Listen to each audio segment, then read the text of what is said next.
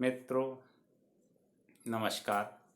मैं doctor Jayant Kumar D Gupta, सहयोगी प्राध्यापक वाणिज्य, संत गाड़गे बाबा, अमरावती विश्वविद्यालय अमरावती अंतर्गत श्रीमती केशरबाई लाहौटी महाविद्यालय अमरावती महाराष्ट्र।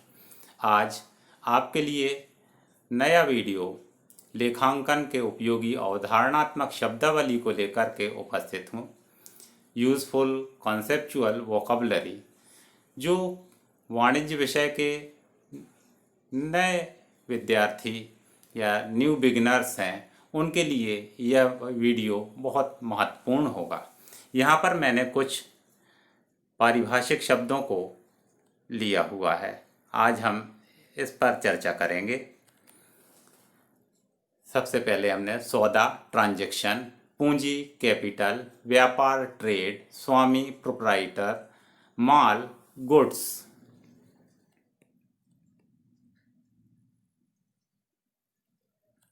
आहरण ड्राइंग, क्रय अर्थात परचेजेज, क्रय वापसी परचेजेज रिटर्न, विक्रय सेल्स, विक्रय वापसी सेल्स रिटर्न, खाता अकाउंट। इन शब्दों का अर्थ जानेंगे, क्योंकि कई बार यह होता है कि जब हमारे सामने शब्द आता है हम शब्द का सही उपयोग सही नहीं समझ पाते हैं। तब क्या होता है कि हम करना कुछ और रहता है, कर कुछ और देते हैं। तो ये अवधारणाएं यदि हमारे लिए सही ढंग से पता नहीं होंगी तो हम इनका सही लेखांकन नहीं कर पाएंगे। जैसे लेनदार और देनदार, लेनदार क्या होता है, देनदार क्या होता है, अगर इनके मध्य हमने अंतर नहीं किया तो हमारे सारे परिणाम व्यर्थ हो जाएंगे। आइए आज हम नए शब्दों को देखते हैं। सबसे पहले सौदा।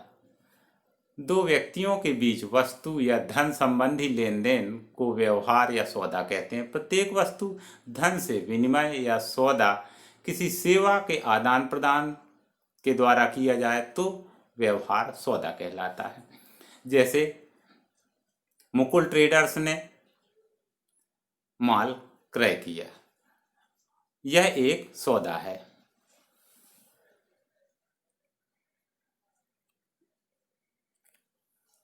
पूंजी, जिस नकदी या माल से व्यापार आरंभ किया जाता उसे पूंजी अंग्रेजी में कैपिटल कहते हैं।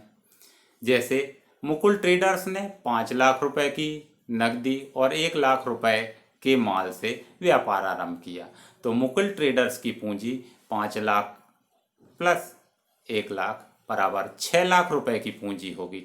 इसी कारण पूंजी खाता व्यापार के स्वामी का निजी खाता कहलाता है।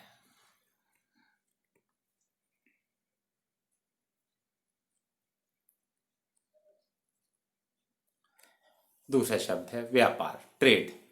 व्यापार लाभ प्राप्त करने के उद्देश्य से जो काम किया जाता है वह व्यापार कहलाता है। जैसे एक व्यक्ति कपड़े का क्रय विक्रय लाभ कमाने के उद्देश्य से करता है तो हम उसे कपड़े का व्यापार कहेंगे। एक व्यक्ति किराने के सामग्री का क्रय विक्रय लाभ कमाने के उद्देश्य से करता है तो उसे हम किराने का व्यवसाय कहेंगे।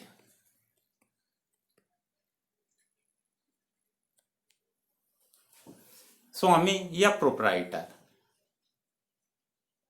व्यापार में पूंजी लगाने वाला व्यक्ति तथा लाभ या हानि का अधिकारी व्यापार का स्वामी कहलाता है।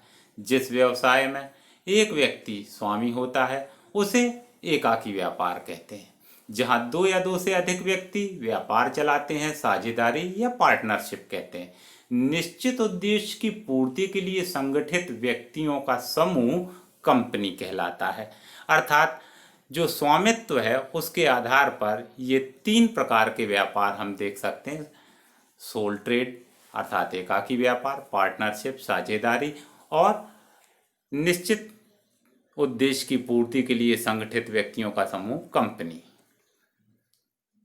इसके पश्चात है माल, या उसे हम अंग्रेजी में कहते हैं गुड्स। जिन वस्तुओं का क्रय विक्रय करके लाभ कमाने का उद्देश्य होता है उन वस्तुओं को की गणना माल में की जाती है। जैसे कोई व्यक्ति सोने चांदी का क्रय विक्रय कर लाभ कमाना चाहता है तो वह सोने चांदी का व्यापारी जो है उसके लिए सोना चांदी गुड्स कहलाएंगे। यदि कोई अनाज का व्यापार करता है तो अनाज उसके लिए गुड्स होगा। परंतु यहाँ यह ध्यान रखें कि जिन वस्तुओं का क्रय विक्रय व्यापारी धन कमाने के लिए नहीं करता है उन्हें हम गुड्स के अंतर्गत ना लें। जैसे कि एक व्यापारी कंप्यूटर खरीदता है तो कंप्यूटर उसके लिए गुड्स नहीं होगा, वह संपत्ति होगी। यह हम अवश्य ध्यान रखें।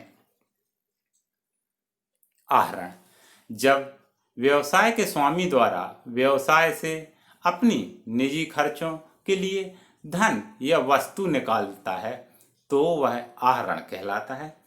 जैसे एक व्यक्ति ने अपने बच्चों की ट्यूशन फीस के लिए व्यापार में से कुछ पैसे निकाल लिए तो वह व्यक्ति का आहरण धन के रूप में हुआ।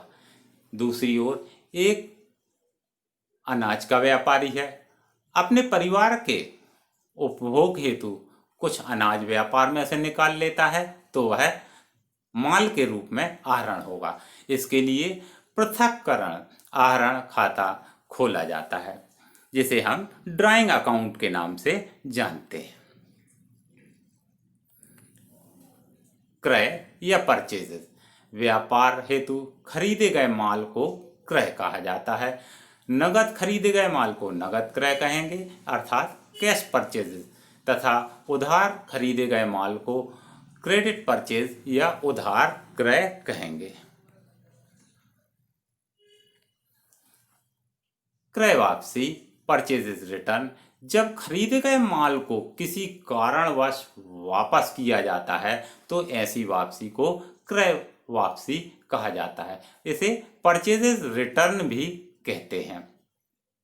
जैसे एक व्यक्ति ने 50,000 रुपए का माल लिया परंतु कुछ माल पसंद का न होने या नमूने के जैसा मिलान में न प्राप्त होने से उसे वह वापस करता है तो उसे हम क्रय वापसी कहेंगे, जिसे हम परचेजेस रिटर्न के नाम से भी जानते हैं। विक्रय या सेल्स, माल बेचने की क्रिया को विक्रय कहते हैं। जब माल नगद मूल्य लेकर के बेचा जाता है तो यह नगद विक्रय होता है या कैश सेल्स कहते हैं। यदि उधार विक्रय बेचा जाता है तो इसे हम उधार विक्रय या क्रेडिट सेल्स कहते हैं। विक्रय वापसी, जब व्यापारी द्वारा बेचा हुआ माल उसके पास किन्हीं कारणों से वापस आता है तो वह विक्रय वापसी या सेल्स रिटर्न होता है।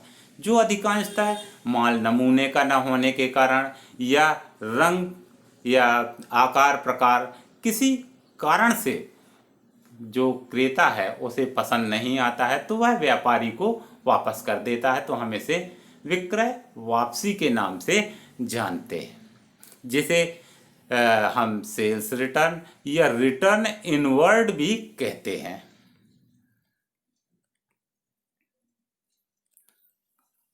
इसके पश्चात खाता अकाउंट, प्रत्येक वस्तु या व्यक्ति से संबंधित निश्चित समय के लेन देनों को एक बही में क्रमबद्ध जिस स्थान पर लिखा जाता है वह स्थान लेखा वस्तु या व्यक्ति का खाता कहलाता है।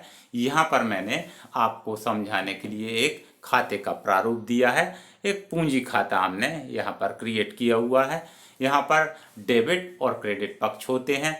डेबिट पक्ष में दिनांक, विवरण, प्रपंजी पृष्ठांक, राशि, और इसी तरह से क्रेडिट पक्ष में दिनांक, विवरण, प्रपंजी पृष्ठांक और राशि, इस तरह से खाता तैयार किया जाता है।